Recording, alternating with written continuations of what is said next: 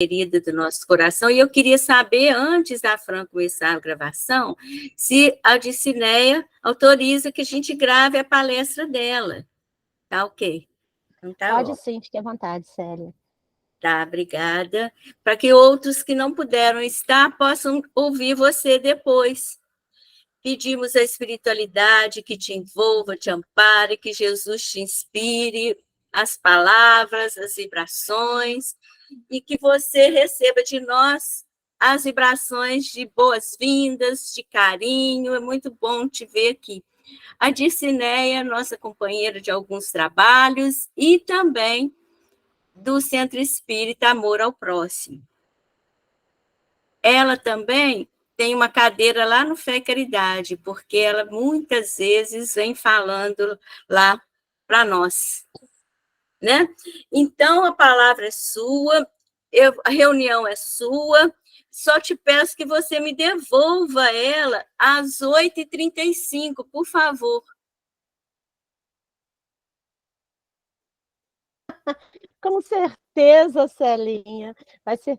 Gente, é um prazer, né? A gente agradece esse carinho, né? As palavras da Celinha, o carinho de vocês.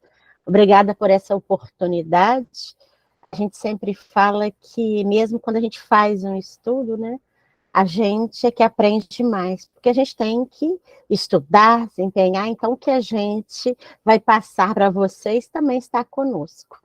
Então, muito obrigada por tudo isso, e espero, como foi dito na prece pelo Luciano, que nós consigamos aí absorver os ensinamentos do Mestre Jesus, né, entendê-los e vivenciá-los, que é muito importante. Hoje eu trouxe para a gente, né, a primeira carta de Paulo, eu mandei aí para a Fran, ela vai projetar para a gente aí, e aí eu vou falando com ela e ela vai depois passando para a gente, à medida que a gente for conversando e tudo. Mas essa primeira carta,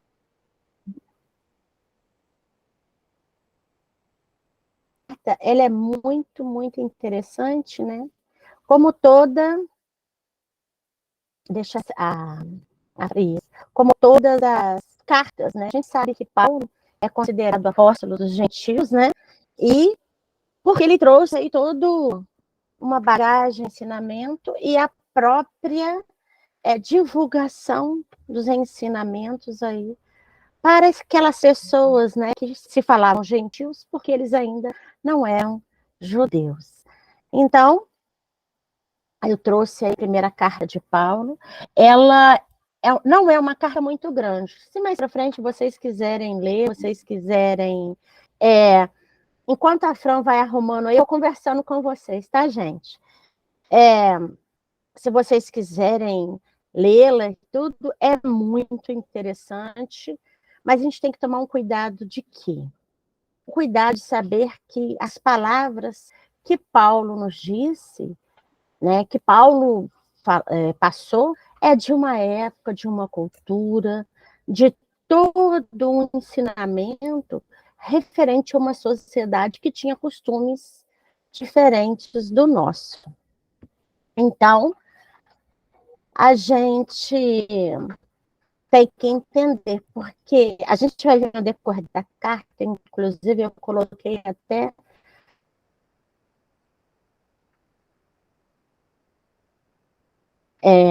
um item, Licença, né? um pouquinho, tá travando, a Dicineia tá Sobre picotando a sua fala. as mulheres. E a Fran, se precisar, Fran, eu tô tendo problema para compartilhar. Passa para o Luciano, que ele compartilha para você. Ah. Eu vou mandar para ele.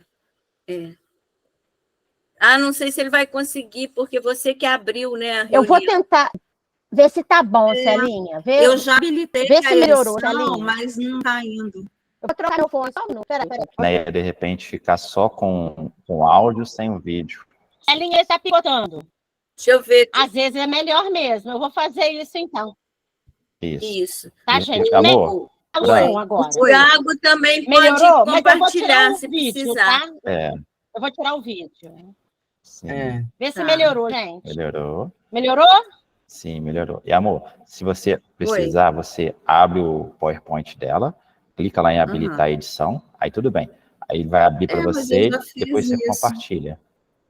Mas eu já fiz isso. Estranho. Vocês Deixa querem eu fechar e abrir de novo. Isso, faz Eu vou isso. tentar fazer isso. Vai dar certo. Quer que eu tento, Fran, Deixa eu compartilhar tentar a daqui? última vez. Deixa eu só tentar a última vez aqui. Tudo bem. Habilitar a edição de novo. Eu vou conversando com... Tá. Eu vou conversando com o pessoal, então, tá bom? Bom, gente, Sim. então, se pivotar novamente, vocês me falam, tá? Que a gente vê se coloca um outro microfone, alguma outra coisa. Se não der, Fran, não tem problema, Agora tá não, bom. tá? Meu som, Tá. Mas vai dar certo. Mas vai dar certo. Só... meu som travou? Não. Não, Te seu ouvindo som bem, tá Dicineia. perfeito. Pode falar. Direitinho, Dicineia. Ah, então tá. Então vamos lá. Não é uma carta muito grande, tá? É uma carta com 6 capítulos, né? A composição da carta. Ela tem 6 capítulos, 113 versículos, né? E o remetente é Paulo e o destinatário é Timóteo. Por isso que a carta é a primeira carta a Timóteo. E essa carta, ela foi enviada por Paulo a Timóteo na sua terceira viagem. Na terceira viagem de Paulo é que ele enviou essa carta a Timóteo. Nós temos que lembrar que Timóteo, quem que é Timóteo? Nós vamos falar, né, desse jovem que Paulo conheceu na sua primeira viagem a Listra e Derbe. Por que que a gente fala junto? Porque as duas eram muito próximas. Então, no próprio livro dos Atos dos Apóstolos, que foi escrito por Lucas, ele assim não tem essa definição se Timóteo era de Derbe ou de Listra. Então, lá no capítulo 16, um versículo 1 a 3, ele fala o seguinte: e chegou a Derbe e Listra. Quem? Paulo. E eis que estava ali um certo discípulo por nome Timóteo, filho de uma judia que era crente, mas de pai grego, do qual davam bom testemunho os irmãos que estavam em Listra e em Icônio. Paulo quis que este fosse com ele, e tomando-o, o circuncidou por causa dos judeus que estavam naqueles lugares, porque todos sabiam que seu pai era grego. Então, a gente sabe, também está lá no livro Paulo e Estevão, que na primeira viagem, Paulo conheceu Timóteo. E Timóteo era um jovem já muito conhecido na comunidade, porque ele era muito carismático, piedoso, bondoso. E quando Paulo se hospedou, e ele conheceu Timóteo, porque ele se hospedou na casa da vó de Timóteo. Vamos ver agora, Fran. Na casa da avó de Timóteo. Isso. Pode passar para o segundo, Fran. É o Tiago que está ajudando a gente agora, tá? Ah, é o Tiago, então tá bom. Tiago, por favor. Pode passar para o segundo. Então, aí, eu não falei, mas essa aí é a terceira viagem de Paulo, tá? Quando ele escreve essa carta. A terceira viagem dele, se vocês verem, está marcado aí Antioquia, com um círculo cor-de-rosa. Essa é a terceira viagem dele, e Éfeso está no meio. Então, ele começa em Antioquia, ou Antioquia, né, depende muito, e vai por todo esse trajeto e retorna a Jerusalém. Essa viagem de Paulo, ela geralmente demorou aí uns 6 anos, né? Porque Paulo, quando esteve em Éfeso, e foi também nessa terceira viagem, foi que ele fundou essa comunidade e ficou lá durante mais ou menos uns 2 anos, até que ele teve um problema, um atrito, por ele estar ali difundindo o evangelho, levando um outro olhar, que divergia com aqueles que eram comerciantes, porque eles eram um povo que cultuavam a deusa Ártemis. E eles faziam artefatos religiosos e vendiam. Então, a fala de Paulo estava aí tirando deles esses lucros. Então, ele teve um problema em Éfeso, tá? Por isso que ele deixou Timóteo lá, para que a comunidade não se perdesse, e continuou o seu caminho. E aí ele foi para Esmirna, Pérgamo, mas quando ele estava em algum lugar da Macedônia, ele escreveu aí a Timóteo. Ele escreveu essa primeira carta a Timóteo, falando dos compromissos que Timóteo tinha. Tiago, passa para mim.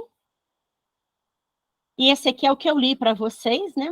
Falando quando Timóteo conheceu, quando Paulo conheceu. Pode passar o próximo, que eu estava aí falando que... E aí, gente, como que Paulo conheceu Timóteo? Ele se hospedou na casa da avó de Timóteo. Nessa passagem de Paulo e Estevão, que corrobora aí, né, Paulo conhecer esse jovem, é dito o seguinte: a irmã de Onesíforo, no entanto, foi pródiga em gentilezas. Velha viúva de um grego abastado, Lóide, morava em companhia de sua filha Eunice, igualmente viúva, e de seu neto Timóteo, cuja inteligência e generosos sentimentos de menino constituíam o maior encanto das duas senhoras. Então, a gente vê que Emmanuel também confirma o que está nos Atos, né? E Onesíforo também foi um irmão, né, que se converteu ao cristianismo quando Paulo estava na cidade de Antioquia de Pisídia. Lá também Paulo, com a sua divulgação do evangelho, teve problemas, e aí ele continuou a sua caminhada e foi para Derbe Lisa. E Onesíforo indicou a sua irmã Lóide para que lá ele ficasse hospedado, porque a gente sabe que, segundo os relatos do próprio evangelho, né, também as caminhadas de Jesus, que eles não tinham aí um lugar, né, eles já não iam com a hospedagem preparada. Eles iam, e lá eles iam se conhecendo, e eles iam sendo hospedados por conhecido de um, conhecido de outro, um indicava para outra cidade, e assim Paulo ia, através da sua caminhada, fazendo essa divulgação. E Lóide hospedou e foi, e elas, assim, segundo também o Atos, elas ainda não eram cristãs. Elas se converteram depois da passagem de Paulo, porque elas aí ficaram conhecendo, sim, os ensinamentos, as palavras que Paulo levava. E Paulo não só levava os pergaminhos e as leituras, mas ele também tinha um exemplo. Então, Paulo, ele foi muito querido nessa cidade, né? Ele era um exemplo e cativava muitas pessoas. E a gente vê que o próprio Emmanuel também fala que Timóteo, ele era conhecido pela sua inteligência e seus sentimentos generosos. E ainda nesse capítulo, dessa mesma passagem, né, é nos falado que, enquanto Paulo se hospedou lá na casa de Lóide, ele conseguiu conversar mais. Timóteo, quando ia cuidar das cabras, né, das ovelhas, conversava com Paulo na parte da manhã, e Paulo ia passando para eles esses ensinamentos, e ele via o interesse destes jovens. Timóteo tinha uma faixa de 13 a 14 anos, e acompanhava aí os ensinamentos que Paulo passava a ele, né, com interesse e com relevância. E aí a gente continua, Tiago, por favor. A gente continua, né? mostrando aí o carinho que Paulo tinha por esse jovem. E isso está nessa primeira carta, como ele se referia, né, a Timóteo. A Timóteo, meu verdadeiro filho na fé. Graça, misericórdia e paz da parte de Deus, nosso Pai, e da de Senhor Jesus Cristo, nosso Senhor. Então, ele tinha um carinho muito grande por esse jovem, porque ele sabia de tudo que ele conviveu ali com ele, porque depois Timóteo passou a acompanhar Paulo nas suas viagens, passou a acompanhá-lo e se tornou um discípulo, como é falado, amigo de Paulo de Tarso. E a gente vê que, apesar da pouca idade, a gente vê que esse jovem era um espírito jamais amadurecido, né? Um espírito que tinha uma visão. Talvez ele não conhecesse o cristianismo, né? Porque ainda não tinha chegado a ele. Mas os próprios atos dele o fez conhecido pela sua piedade, pela sua misericórdia, pela sua caridade na comunidade. Então a gente vê que era um espírito jamais amadurecido, um espírito mais preparado. A gente sabe que nessa caminhada, como foi falado naquele primeiros versículos que eu li, lá de Atos dos Apóstolos, que Timóteo foi circuncidado.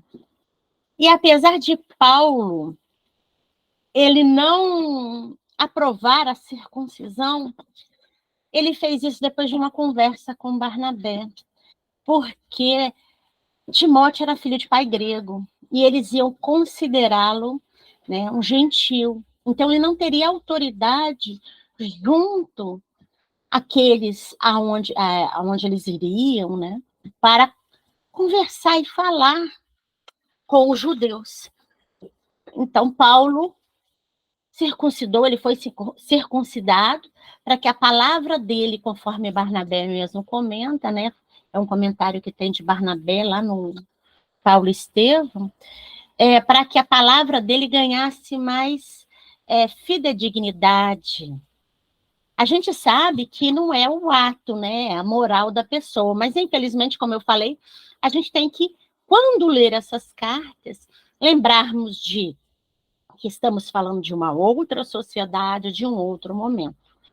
Então, Paulo deixou que ele fosse, né, para a circuncisão. E aí a gente continua falando também, por favor, Tiago, falando também, né, das epístolas a Timóteo, que elas eram classificadas como epístolas pastorais. E aí, fazendo um adendo, não só as duas epístolas a Timóteo, mas também a Tito, a epístola que foi escrita a Tito. Por que elas eram pastorais?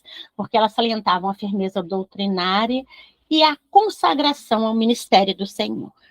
Mas eu vi uma outra explicação, que não foi bem com essas palavras, mas que falava assim, que era um pastor mais velho, passando a 2 novos pastores as suas orientações. E eu gostei dessa explicação, porque assim faz todo sentido. Porque Paulo, por ser aquele mais velho, mais experiente na caminhada, pelo menos naquela, do que a gente tem ideia, ele passou àqueles jovens esse conhecimento, né? E é importante, quando a gente for ler, né, eu separei alguns trechos, a atenção que ele chama para Timóteo e também para Tito. Ele fala algumas coisas, tanto nas duas cartas, não com os mesmos dizeres. E antes de eu ler esse outro trecho, eu vou fazer um comentário, porque questionadas com relação à sua legitimidade de Paulo ter escrito. Então, nós temos alguns estudiosos que criticam isso, porque a forma é diferenciada, a forma como ele escreve essas cartas não tem o mesmo estilo. Só que aí a gente vai lá no dicionário da Bíblia de John Davis, e John Davis era um estudioso, era um reverendo, e ele estudava o Evangelho de Jesus e as cartas de Paulo. E ele não só estudava o Evangelho, mas também ele era um doutor, né, de filosofia, teologia. E ele fala o seguinte, que essas epístolas, elas ensinam as mesmas doutrinas, quais as encontradas em outros escritos de Paulo, com tão só ênfase adicional aos aspectos práticos da fé cristã, como as situações indicaram. E Paulo não seria o homem de visão ampla que nós conhecemos, que foi, se ele não houvesse se preocupado, como fez nestas epístolas, com a organização das igrejas que ele devia logo deixar. Né? Quando ele fala isso logo devia deixar, é porque Paulo sabia, né, que ele não poderia ficar naquelas igrejas, que o papel dele era a fundação, mas que isso não pertencia a ele. E eu achei muito interessante essa observação do reverendo John Davis, que ele fala para a gente o quê? Que o conteúdo, a essência é a mesma, só a forma que mudou, mas a gente tem que ver que Timóteo e Tito, eles eram filhos da fé, filhos do coração de Paulo. Então, com certeza, ele tinha uma linguagem mais próxima e mais afetuosa do que com relação às outras epístolas que ele escreveu, que eram para comunidades. Então, o reverendo confirma isso, né, confirma que essas cartas pertencem a Paulo, só que ele usou um tom diferente, talvez pela proximidade, porque eu imagino a gente não usa o mesmo tom para conversar com aqueles que são mais próximos, né, com aqueles que são mais queridos, do que com aqueles que a gente conhece, sim, mas que não são aqueles assim tão próximos e tão aconchegados ao nosso coração. Mas a gente mantém a mesma linha de pensamentos, porque assim Paulo continuava, a visão dele era a mesma, era seguir a fé, seguir os ensinamentos de Jesus, não se deixar corromper. E ele vai falar isso para esse jovem, só que de uma forma mais paternal, né? Mais pastoral, digamos assim. Então, a gente passa para o próximo, vendo que Paulo, ele tinha aí, né? Podemos, Tiago? Ele tinha aí, nessa carta, todo um olhar diferenciado, né? E essa carta ela é muito interessante, que ela toca em alguns principais ensinos. Esses ensinamentos nós colocamos, né? E colocamos alguns versículos dentro deles. Não dá para a gente colocar todos, porque são trechos maiores, são trechos... mas eu peguei um pedaço para a gente poder se colocar ali. E um desses principais, né, ensinos é a salvação por meio de Jesus Cristo. Então, a gente tem lá, no capítulo 1, de 14 a 16, ele separou esse, e 2 capítulos, versículos de 2 a 6. Tiago, pode passar para a gente. Bom, primeira... Volta um pouquinho para mim, Tiago. Tá no lugar errado. Não, pode ir. Tem alguma coisa equivocada aí. Deixa eu só pegar a minha passagem aqui, gente. Porque, se vocês virem, tá contrastando com o de cima. Então, eu vou ler, passa por ter...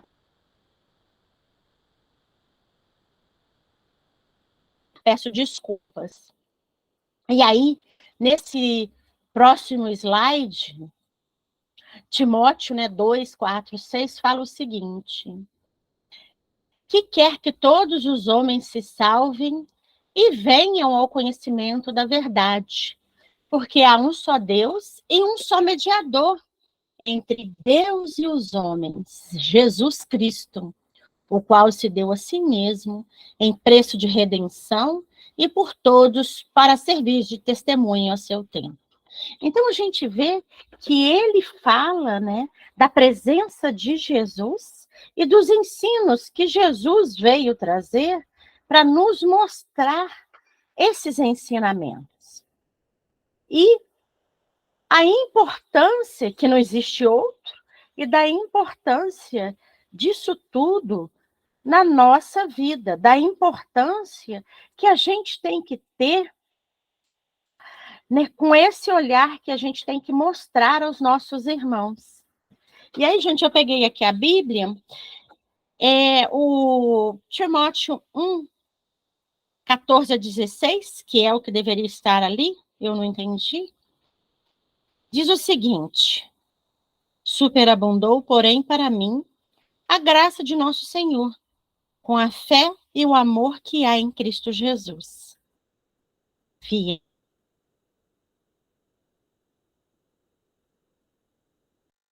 Cristo Jesus veio ao mundo para salvar os pecadores, dos quais eu sou o primeiro.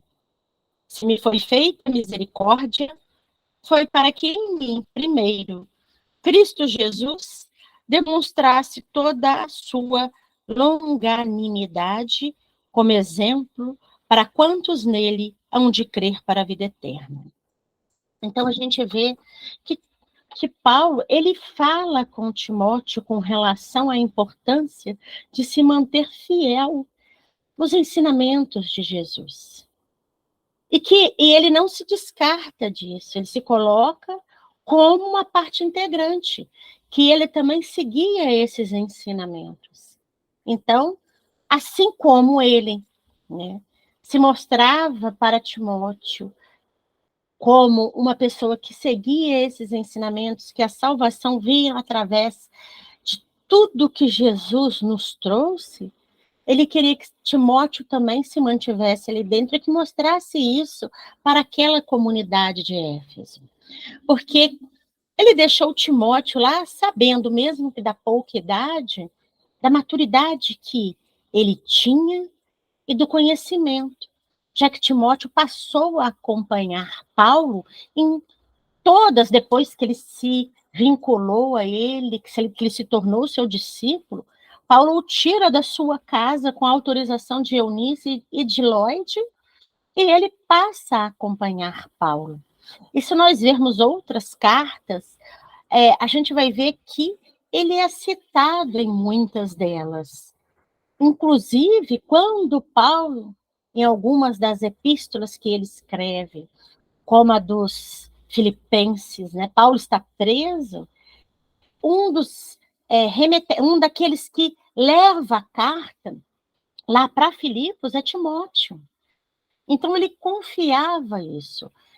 Então, Timóteo, ele era aquele a quem ele conhecia e sabia que não se deixaria desvirtuar. Mas, mesmo assim, em muitos momentos, ele falava com Timóteo para que ele não se deixasse corromper.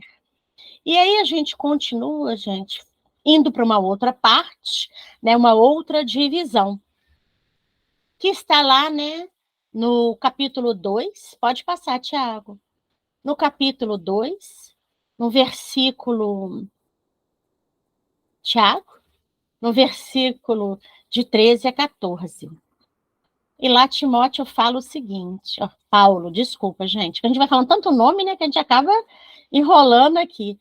E foi essa passagem que eu falei para a gente tomar uma das, né? Porque primeiro é a queda em decorrência do pecado original. Porque primeiro foi formado Adão, depois Eva.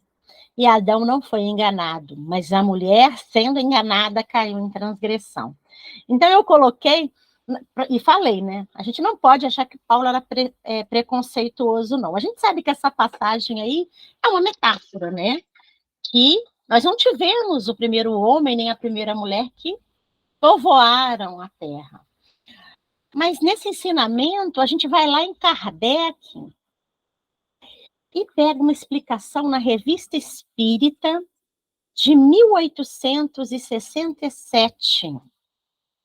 Kardec, ele pega um artigo de um filósofo, cientista, que se chamava, aí eu vou ter que colar o nome aqui, gente, porque ele chamava Michel Bonamy, né? Esse nome aí. O artigo se chama Razão do Espiritismo. Então, é de novembro, tá? De 1867. E esse senhor Michel, que era também um estudioso, uma pessoa muito conceituada, ele fala a respeito desse pecado original. E o que seria esse pecado original? Para que a gente entenda, o pecado original, ele constitui aí o nosso ascendente primitivo, ou seja, os nossos instintos animais. Quando nós fomos criados, instintos esses que continuam conosco, que se sobressaem em muitos momentos, né, os nossos valores morais. E aí foi colocado na Gênesis, e aí a Gênesis, né, não é a Gênese do Pentateuco, que é o primeiro livro da Bíblia, e foi representado aí sobre a figura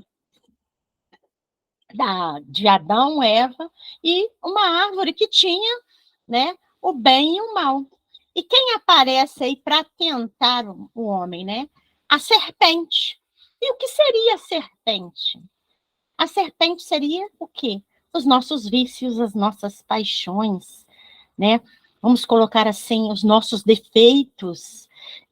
Então, esse senhor, né, o senhor Michel, ele fala que o pecado original, ele se constitui aí nas nossas condições, né, naturais, condição da natureza humana, que são os primeiros elementos que foram gerados conosco, porque a gente é criado simples e ignorante, mas a partir do momento que a gente foi se desenvolvendo, né, nós tivemos aí o nosso egoísmo, o nosso orgulho sendo cultivados, né, estando presentes nossos atos e na nossa caminhada.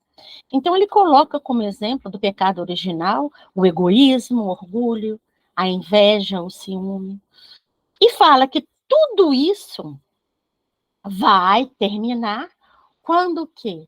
Quando nós conseguirmos a nossa elevação moral, o nosso amadurecimento espiritual. O que, infelizmente, nesse momento, a gente ainda está na caminhada de aprendizado. Então, quando a gente se libertar disso, nós estaremos libertos desse, entre aspas, pecado original. Porque a gente sabe que em outras religiões, basta que se batize, que se jogue água, para que tudo isso, para que você seja salvo e purificado.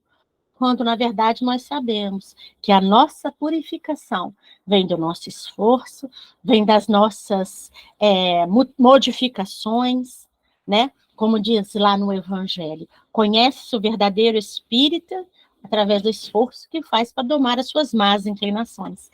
Então, somos nós aí, nessa caminhada para que a gente consiga se transformar. Então, a gente tem que tomar muito cuidado, porque se a gente lê isso aí, né, e assim, uma observação, tem outras cartas de Paulo em que ele fala das mulheres, né, de uma forma que a gente fica assim, na puxa vida, né? Só que a gente tem que pensar, e a gente vai estudando, a gente vai entendendo que, naquela época, infelizmente, né, as mulheres, elas não tinham valor, não vou nem colocar muito valor, né? Elas não tinham valor, elas não tinham opinião. Então, Paulo não seria diferente, porque ele era um cidadão daquela época. Mas, depois do Evangelho, ele passou a ter aí mulheres que estavam com ele nessa caminhada. E isso era importante. E aí a gente continua, podemos, Tiago? Da pessoa do Cristo, falando aí do Cristo homem, né, encarnado. E sem dúvida, isso está lá no capítulo 3, 16, e no capítulo 6, de 15 a 16. Só que eu não sei aqui se eu peguei o outro, mas vamos lá. E sem dúvida alguma, grande é o mistério da piedade. Deus se manifestou em carne, foi justificado no Espírito, visto dos anjos, pregado aos gentios, crido no mundo, recebido acima da glória. E aí a gente tem também que fazer uma observação, a gente tem que tomar cuidado. Por quê? Porque Deus não encarnou entre nós, mas quem encarnou e trouxe Deus para a gente foi Jesus. Jesus se vestiu no corpo de carne, né? Então, a presença de Deus se justificou por um espírito puro. E esses ensinamentos, essa manifestação de Deus, chegou até Paulo e foi até os gentios, e foi até aqueles que não conheciam ainda essa palavra e essa visão, que não conheciam ainda, né, um só Deus, esse Deus de amor, esse Deus de bondade. Então, Jesus, que se fez carne, essa pessoa, o Espírito encarnado, nos trouxe tudo isso. Então, a gente tem que analisar para a gente não achar que, é por isso que alguns fazem confusão, algumas religiões, né? Deus se manifestou em carne, de que Deus e Jesus são a mesma pessoa. Né? Então, a gente tem que entender isso, tomar cuidado e fazer uma coisa que Paulo sempre falava, né? Tirar o espírito da letra, ou seja, a letra mata, o espírito vivifica. Porque se nós levarmos tudo ao pé da letra, inclusive os próprios ensinamentos que vêm sendo trazidos pelos evangelistas, a gente pensa que Jesus, ele veio nos trazer guerra, ele veio nos trazer inimizade. E não foi nada disso. Nós temos que pensar na figura desse espírito. O que ele nos fez?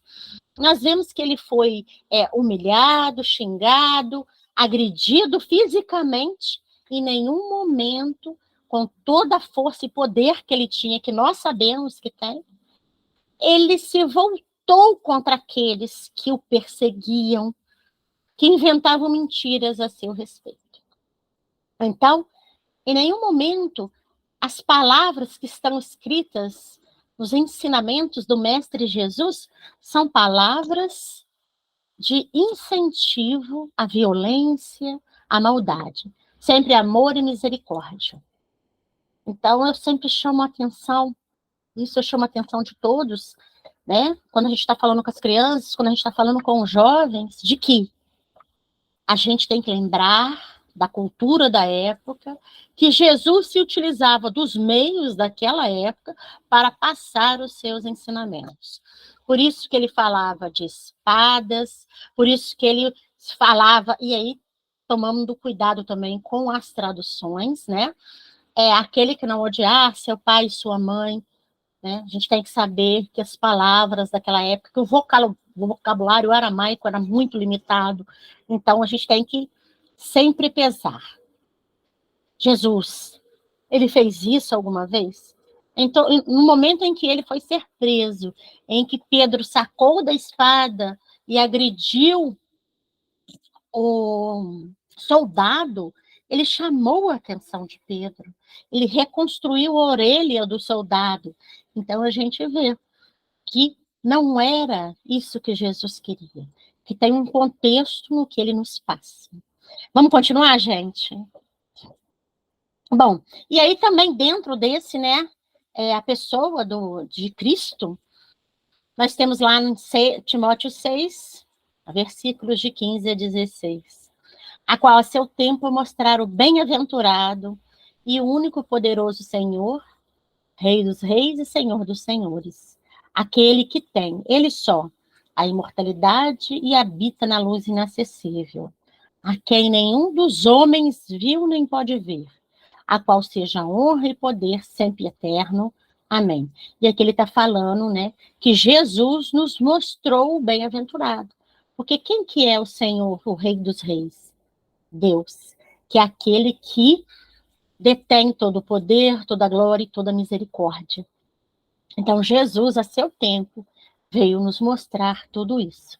Então, a pessoa encarnada, né, o Espírito que se fez carne, ou como é dito por João, né, o Verbo se fez carne, veio nos trazer tudo isso. A gente pode continuar? Muito bem. Uma outra parte, um outro ensinamento muito interessante é a eleição, né? O que quer dizer isso? Antes do início do tempo, Deus conhecia de modo íntimo a vida e o futuro dos seus filhos. Isso está lá no capítulo 6, versículo 12, que milita a boa milícia da fé, toma posse da vida eterna, para a qual também foste chamado, tendo já feito boa confissão diante de muitas testemunhas. E isso aí é o compromisso que nós assumimos antes da nossa encarnação. Então, quando é falado naquele trechinho lá em cima, né, que Deus conhece a cada um de nós, é porque nós assumimos com ele um compromisso.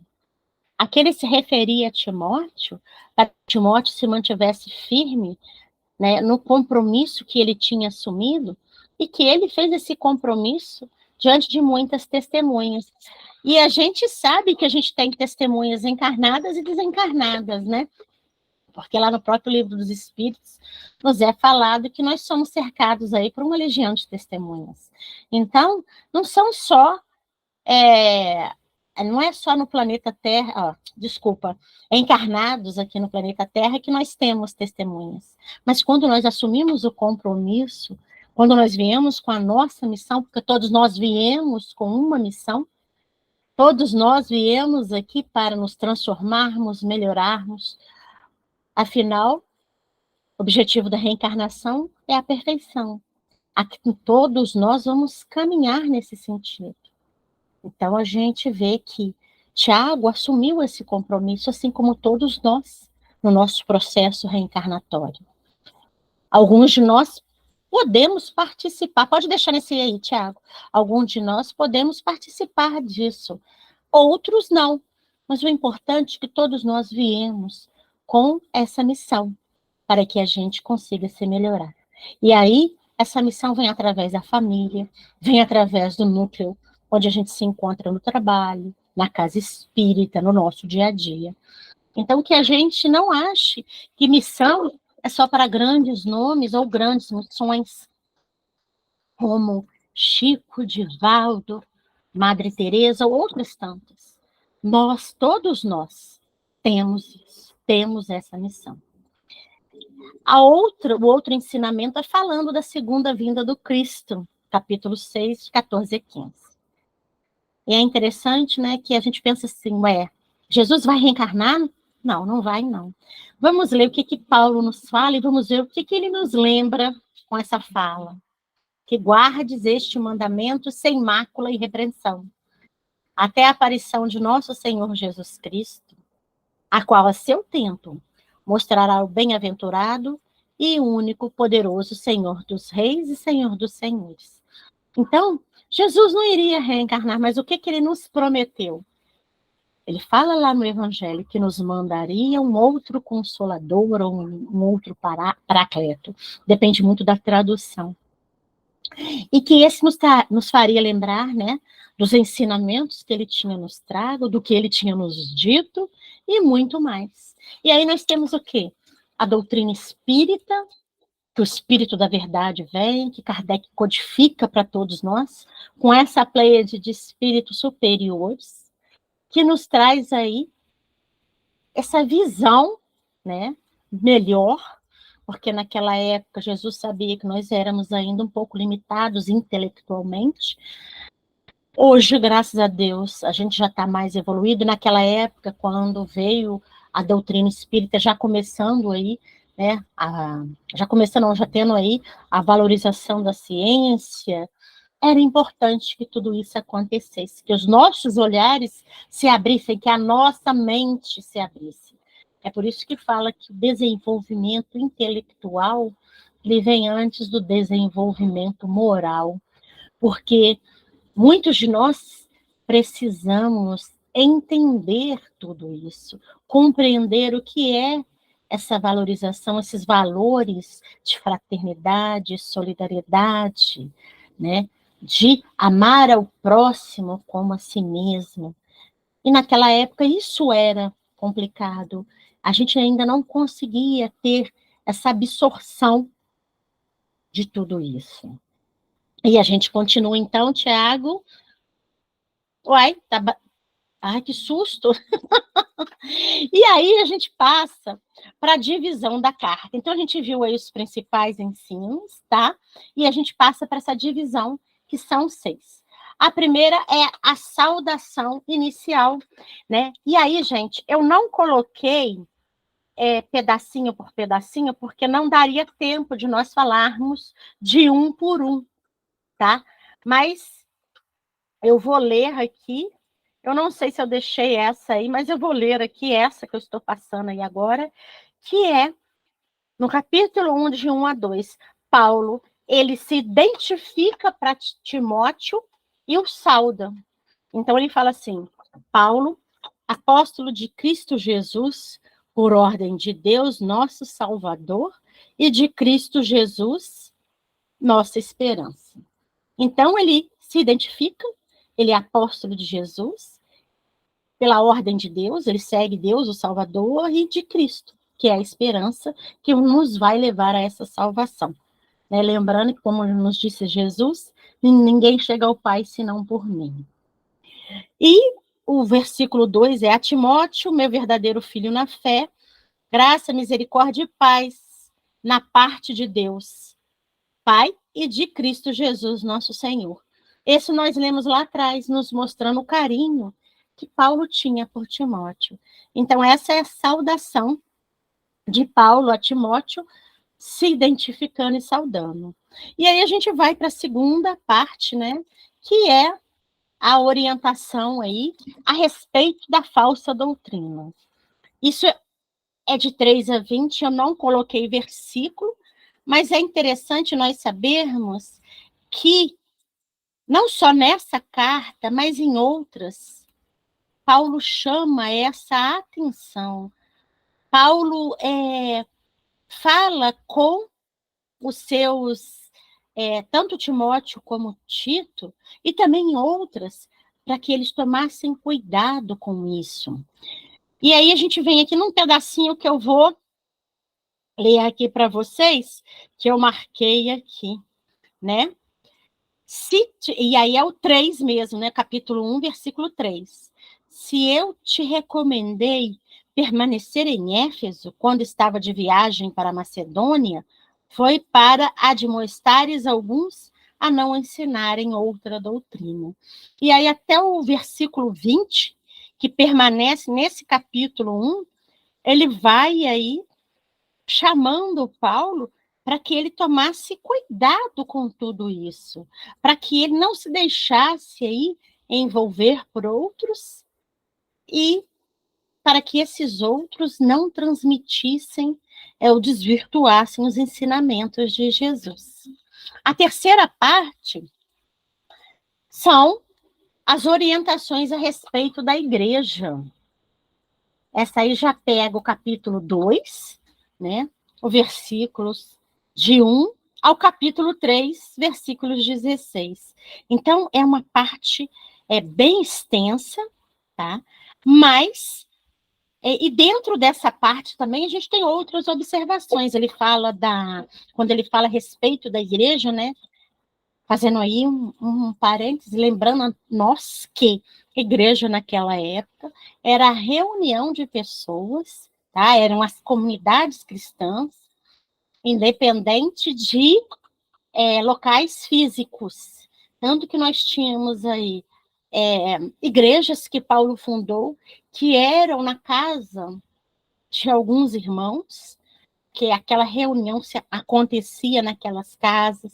Outras não eram em casas, eram do lado de fora. Então, assim, hoje nós sabemos, se a gente for olhar no dicionário, que essa palavra igreja, ela já se refere a um templo físico da religião católica. Mas, naquela época, era essa reunião aí de pessoas que se uniam para esses ensinamentos que Paulo tinha levado. Então, a gente tem dentro desse aí também, né, a valorização da oração. E aí eu vou ler aí dentro do capítulo 2, versículo 1, que ele fala assim: eu recomendo, pois, antes de tudo, que se façam pedidos, orações, súplicas e ações de graças por todos os homens. Nessa parte a respeito da igreja, a gente tem Paulo falando das mulheres, né? Do comportamento das mulheres, falando que as mulheres elas tinham que permanecer aí em silêncio, com toda a submissão, né? E que ele tem um parágrafo, ele tem um item aqui, gente, que fala assim, é o item 12 desse parágrafo: eu não permito que a mulher ensine ou domine o homem, que ela conserve, pois, o silêncio. Então, a gente tem que tomar cuidado com isso, porque aí a gente fala, nossa, Paulo era muito preconceituoso. Infelizmente, era a cultura da época. Por que eu estou frisando isso? Para que a gente não olhe a carta com outros olhos, né? E aí a gente perca a essência desses ensinamentos que o Paulo trouxe. Esses ensinamentos tão ricos, dessa valorização aí, né? Da doutrina cristã, para que Timóteo não se pervertesse. Então, a gente tem que tomar cuidado com tudo isso. E nessa parte vocês vão ver isso. Então, por favor, né, a gente leiam com mais cuidado, leiam com mais carinho, para a gente não ficar aí decepcionada com Paulo, porque não é só nessa, não. Em outras também ele faz certos comentários com relação às mulheres. Bom, vamos passar aí para a nossa quarta parte. Essa quarta parte fala para a gente sobre as orientações a respeito dos falsos mestres. Isso está aí no capítulo 4, e dá continuidade aí, né? Depois do 3, o capítulo 4, porque a terceira parte, em que é dividida, ela vai até o final desse capítulo, são 16 versículos. E nessa quarta orientação, no capítulo 4, de 1 a 16, é todo o capítulo, ele fala com Paulo o quê? Sobre os falsos profetas, sobre aqueles que iriam chegar, né, divulgando a doutrina, mas a desvirtuando com pequenas palavras, pequenos enxertos. E aí, lá no capítulo 4, no versículo 1, ele fala o seguinte: o Espírito diz expressamente que nos últimos tempos alguns renegarão a fé, dando atenção a espíritos sedutores e a doutrinas demoníacas. Aí no versículo 2, por causa da hipocrisia dos mentirosos, que têm a própria consciência como que marcada por ferro quente. Ou seja, eram pessoas, homens encarnados, que iriam transformar esses ensinamentos. E que muitas pessoas seriam seduzidas por eles, porque eles seriam aqueles falsos profetas que teriam a lábia, que teriam aquela sedução com relação à sedução no sentido da palavra, no sentido de converter aquele irmão a outro olhar. E ele chama a nossa atenção nos mostrando que Deus é bom, que Deus criou tudo o que é bom. Então, que a gente tem que tomar cuidado com relação a isso. Então, a gente vê nessa carta, né, o cuidado que ele tinha para Timóteo, para que ele não deixasse que ele fosse enganado, que ele conhecia tudo, mas que ele tomasse cuidado com aqueles que chegassem aí com palavras que poderiam modificar. Então, que ele fosse fiel à palavra de Jesus, né? Os ensinamentos de Jesus, as palavras de Jesus com os ensinamentos de Deus. Então, era muito importante que ele tomasse esse cuidado. E a gente vê, né, que não era uma carta muito longa, mas que traz muitos ensinamentos. E aí, na quinta, né, na próxima divisão, já aí dentro do capítulo 5 e 6, ele fala com relação às orientações a respeito das responsabilidades pastorais, né? Isso está no capítulo 6. E a sexta, e aí eu vou juntar, gente, que é o final, tá? Para a gente conversar. Pode pôr a outra. E a sexta, as orientações a respeito do homem de Deus. Então, a gente vai aí do capítulo 5 até o final do 6, com estes ensinamentos. Então, a responsabilidade de Timóteo, essa responsabilidade pastoral, era que ele também desse testemunho das suas boas obras, que ele se mostrasse através do exemplo, que ele olhasse por toda aquela comunidade. E aí ele cita os anciãos, as viúvas, as crianças, né? Mas mostrando a eles que todos eram ali, né, envolvidos por esses ensinamentos, cada qual dentro das suas separações, porque a gente tinha naquela época isso, né, a posição de cada um, mas que ele se mostrasse aí fiel dentro disso, mostrando que todos esses irmãos eram acolhidos.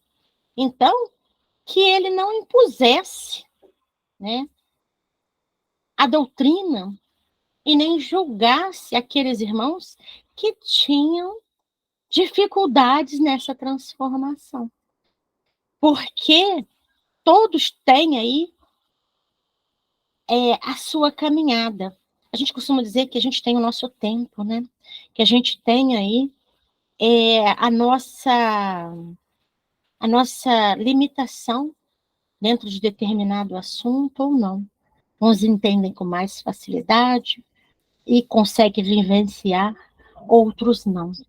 Então, ele mostrava isso ao jovem Timóteo e a importância de ser um homem de Deus. E ele chama a atenção também nesse capítulo 6, no último, que se alguém ensinar uma outra doutrina e não concorda com as sãs palavras de nosso Senhor Jesus Cristo e com a doutrina conforme a piedade, é porque é soberbo, nada entende. É um doente à procura de controvérsias e discussões de palavras.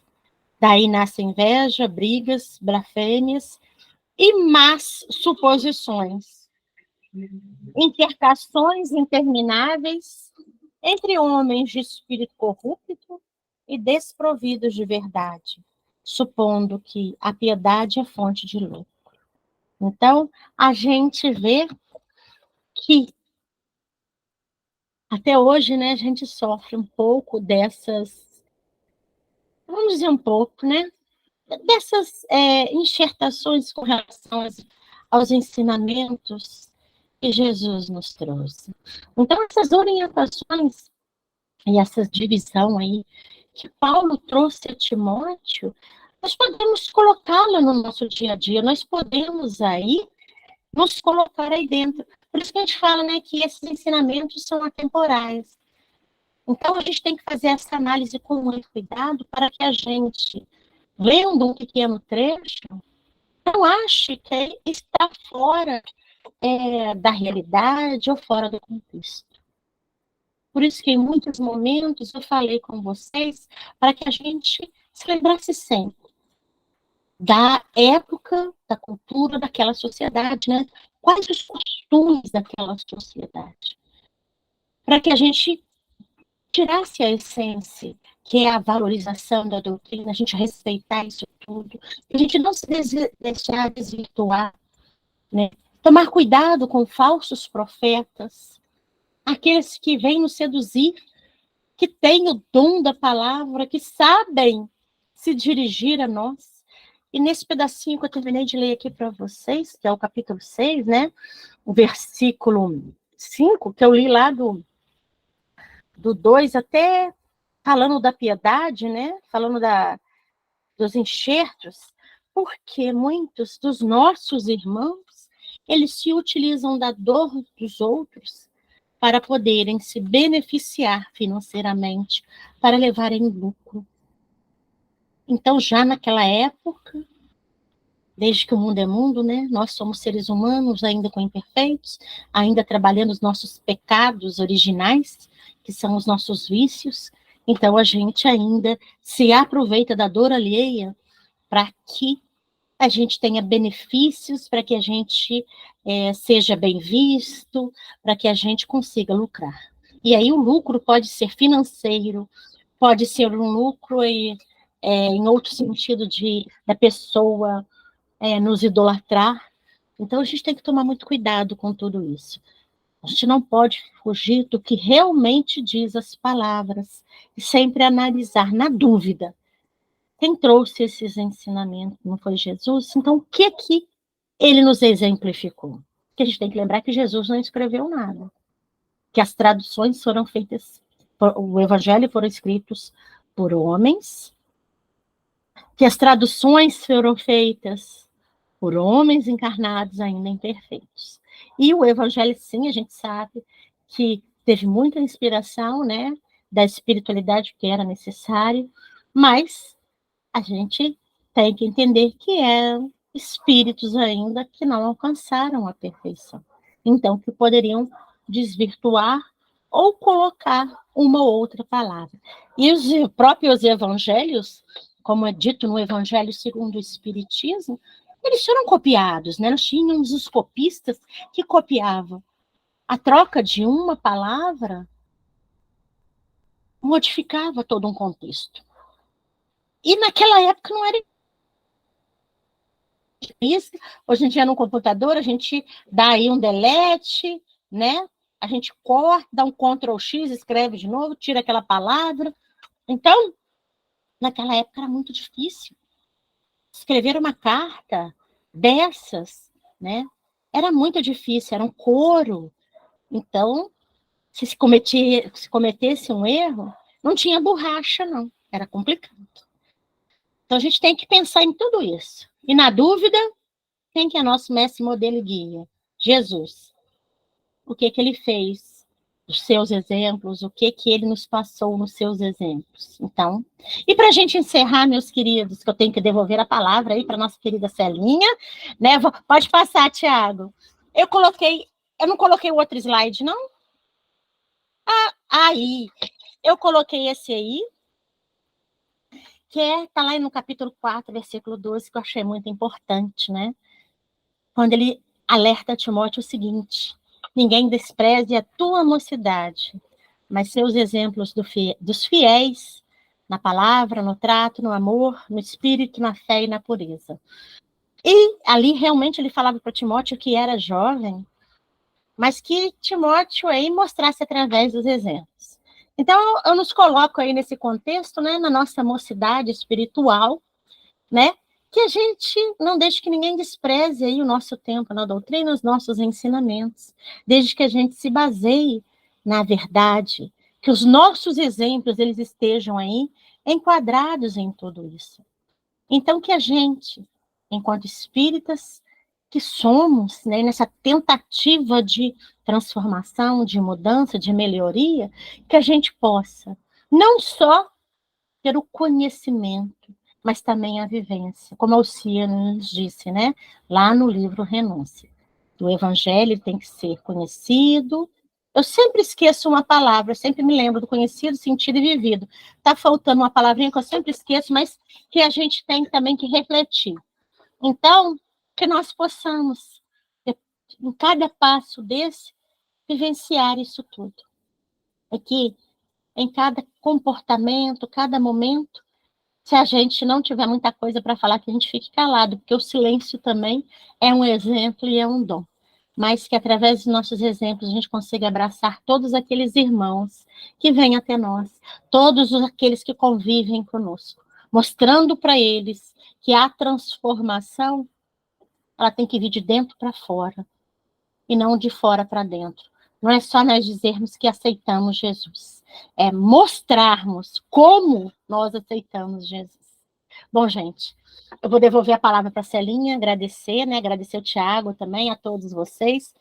Muito obrigada. Desculpe aí, né, os equívocos.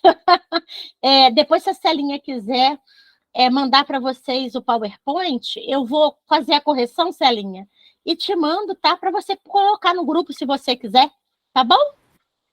Nós queremos, sim. Se você puder mandar, queremos, sim. Sim, eu vou só arrumar o slide ali, que eu não sei por que eu troquei, né?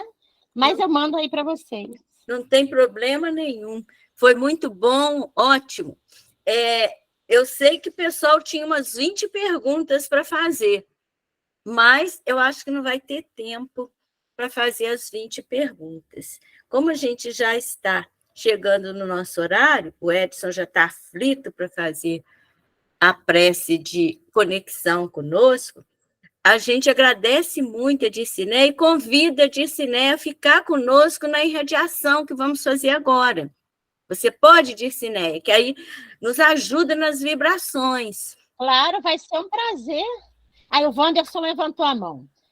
Se for pergunta, ô Wanderson, você mesmo responde, faz favor, tá? Na verdade, sou eu.